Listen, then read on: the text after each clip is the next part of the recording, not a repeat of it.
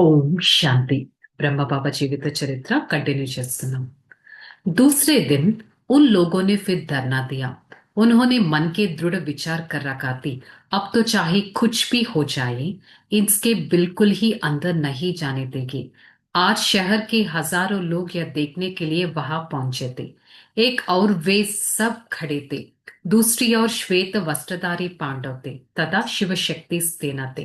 परंतु उस दिन की कुछ ना हो सका। నెక్స్ట్ డే స్టార్ట్ అయింది। మళ్ళీ ధర్నాకి దిగారు। అందరూ చాలా దృఢ ఆలోచనతో ఉన్నారు। ఇవాళ ఏం జరిగినా కూడా వీళ్ళని ఓం నివాస్ లోకి పంపించకూడదు అని। ఒకవైపేమో ఆ సిటీలో ఉన్న ప్రజలంతా ఉన్నారు, ఇంకొక వైపేమో శ్వేత వస్త్రధారీలు పాండవ సేన శివశక్తి సేన ఉన్నారు। కానీ ఆ రోజు కూడా ఏమీ జరగలేదు। ఆ आखिर सायंकाल 7 बजे तक खड़े रहकर वे लोग वापस लौट गया।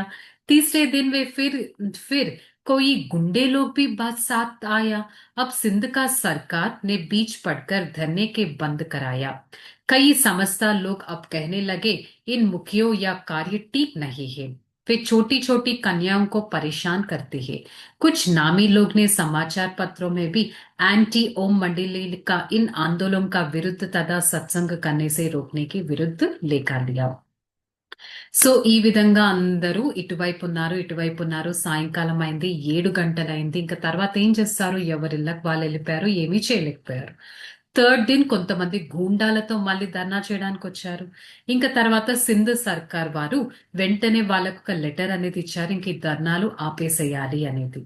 తర్వాత ఏం చెప్పడం స్టార్ట్ చేశారు, ఇక్కడ చిన్న పిల్లలందరినీ తీసుకుని వెళ్తున్నారు యాంటీ ఓమంటలోకి, ఆందోళనలు ఇంకా చేస్తున్నారు, ఆ పిల్లలకి విరుద్ధంగా వీరిక్కడ పనులు చేయిస్తున్నారు అని రాయడం మొదలు పెట్టారు।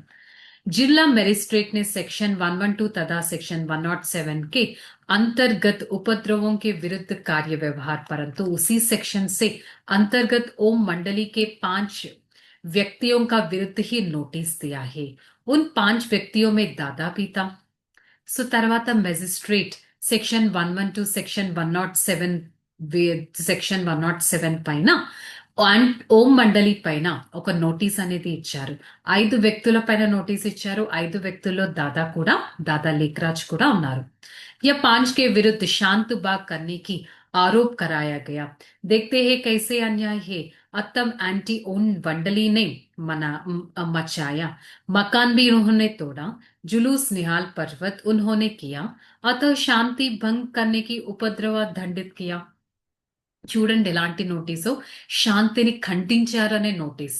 గొడవలు చేశారు వాళ్ళు, ఆందోళన చేశారు వాళ్ళు, అద్దాలు పగలగొట్టింది వాళ్ళు, బిల్డింగ్ మీద రాళ్ళు వేసింది వాళ్ళు, కానీ వేసిన నోటీస్ మాత్రం ఓం మండలి వారు శాంతిని భంగం చేస్తున్నారనే నోటీస్ ఇచ్చేశారు। ఈ విధంగా ఇచ్చేశారు। ఓం మండలికి తురంత్ మమత్ అచ్ అన్యాయకి పేష్ కియా తా। ఈ విధంగా ఓం మండలి పైన ఈ విధంగా నోటీసులు ఇచ్చారు, ఎంత అన్యాయంగా వారు పెట్టడం జరిగింది।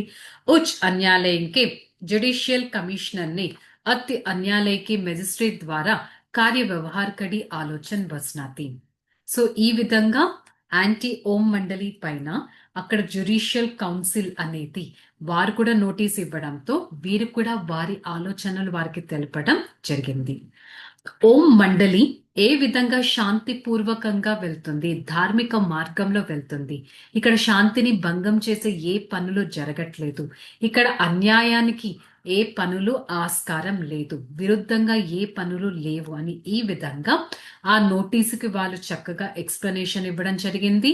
తర్వాత ఓం మండలి పైన ఏవైతే మచ్చలు పడ్డాయో అవన్నీ తీసేయడం కూడా జరిగింది। సో ఫైనల్లీ ఓం మండలి పైన ఎలాంటి కంప్లైంట్స్ లేకుండా అయింది। ఇంకొంచెం రేపటి ఎపిసోడ్ లో తెలుసుకుందాం। ఓం శాంతి।